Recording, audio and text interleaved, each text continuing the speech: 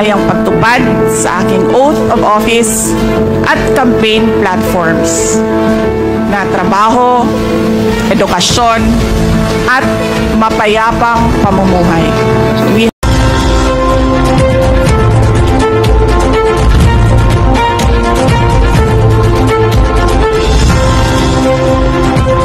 Armored vehicles ang nakapasok sa crop. Ang mapayapa sanang umaga ng mga residente. Ang pagtupad sa aking oath of office at campaign platforms na trabaho, edukasyon, at mapayapang pamumuhay.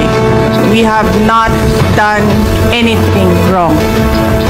Ang totoong problema ng bayan ay kagutuman, kahirapan, illegal na droga, kriminalidad, terorismo, hindi na sapat na healthcare, kalidad ng edukasyon, kawalan ng plano ng infrastruktura para sa disasters, at marami pang iba. I will continue to serve the Filipino people no matter the personal cost or political intrigue.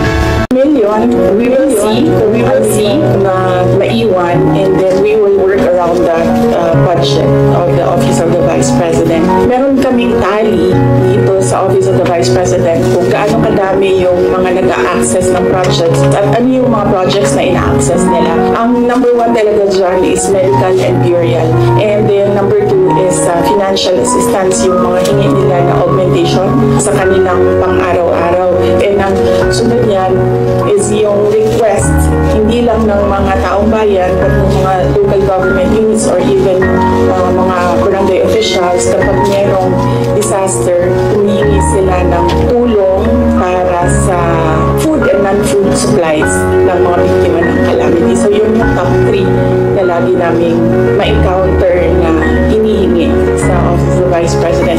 Definitely, tutuloy pa rin yung trabaho, anuman ang budget ng Office of the Vice President.